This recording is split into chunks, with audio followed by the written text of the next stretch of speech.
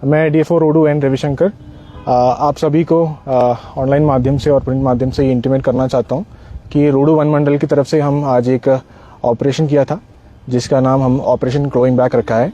ये wild life crime को लेके है और इसमें हमें कॉन्फिडेंशियल इन्फॉर्मेशन हमारे सूत्रों से मिला था कि अनेक वाइल्ड लाइफ आर्टिकल्स जो है यहाँ रोडू मार्केट में, मेन मार्केट और अपर बाज़ार में कुछ शॉप्स, ज्वेलरी शॉप्स में रखा गया है और इसका कंसीलमेंट और सेल जो है, जो वाइल्ड लाइफ प्रोटेक्शन एक्ट की जो वायलेशन है वेरियस सेक्शंस का, इसकी तहत होने जा रहा है शहर के अंदर या मार्केट के अंदर।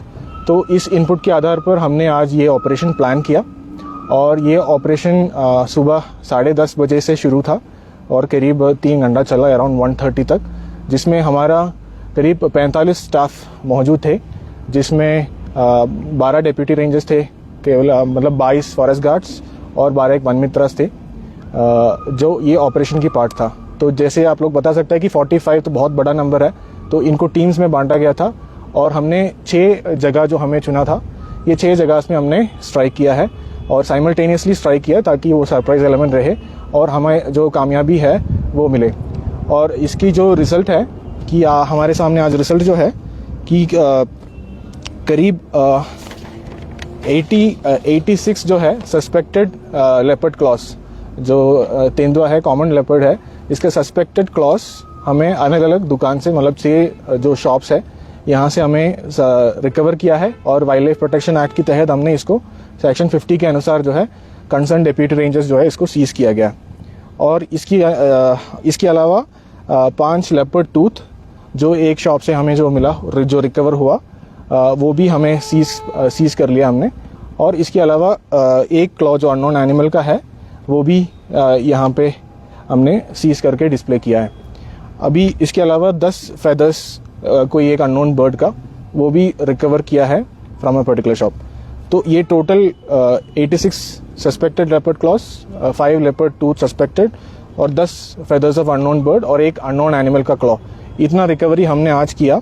तो मान के चलिए कि total around 100 wildlife articles जो सस्पेक्टेड है।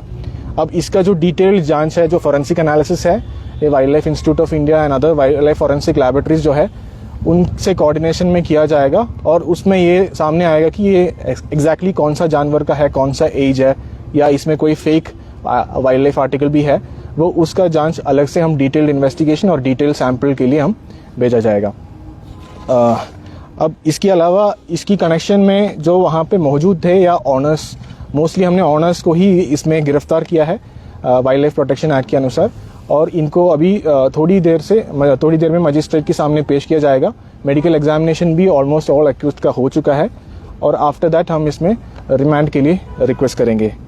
बाकी ये पूरा टीम है मेरे साथ जो है जिन्होंने ये ऑपरेशन किया है, इसमें सभी का जो कंट्रीब्यूशन है, योगदान है, भूमिका है, बहुत अहम रहा है। स्पेशली जो हमारा सीनियर डेप्यूटी रेंजर्स है जो टीम को लीड कर रहा है, उनका कंट्रीब्यूशन बहुत अच्छा रहा है और खासकर जो वन मित्रास का भी इन्वॉल्वमेंट, क्योंकि पहले टाइम वो इस तरह की एक ऑपरेशन कर रहा है या सर्च ऑपरेशन कर रहा है, तो सभी जो एक टीम वर्क की मतलब सफलता है जो अब आज हमें मिले हैं।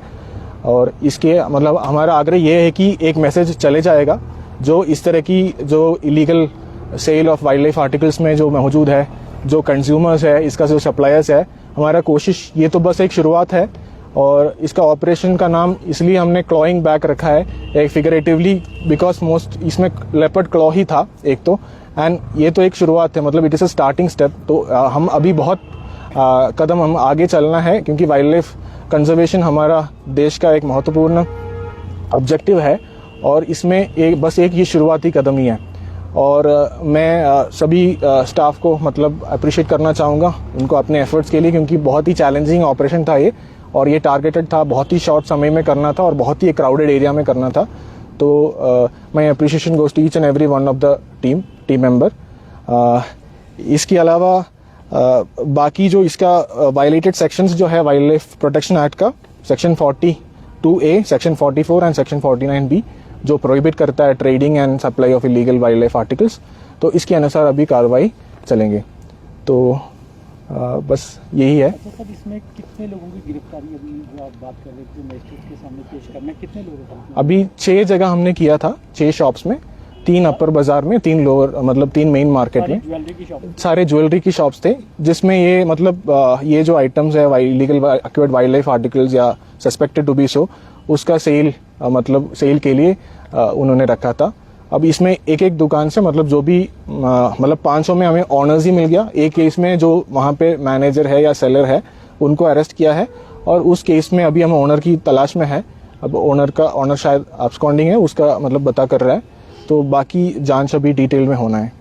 जैसे कि भी बताया कि भी फॉरेंसिक रिपोर्ट आनी है, अभी संभवतः कुछ नकली भी हो सकते हैं, कुछ भी हो सकता है, वो बात की बात है। हाँ जी, हाँ जी। लेकिन अगर मान के चलते हैं कि सारी चीजों को 70, 80 या 90% भी ये सही पाए जाते हैं, हाँ। तो क्या उम्मीद है या फिर आपकी इन्वेस्टिगेशन क्या कहती है कि ये क्या लोकल यहाँ के हंटिंग करने के बाद प्राप्त हुए अवशेष हैं, या फिर कहीं से बाहर से इसको सेल आउट किया जा रहा है? ये भी एक अभी ये तो बहुत ही इनिशियल स्टेज पे है, ये बताने के लिए अभी हमारे पास वक्त कम है, तो we need more time to carry out detailed investigation.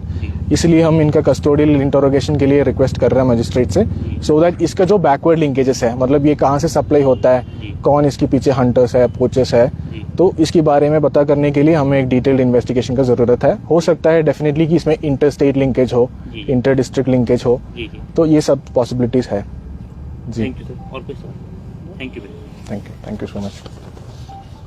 इनकी नाम तो ओपन नहीं की हुई, हाँ, जिनको नाम ओपन वो अलग से प्रेस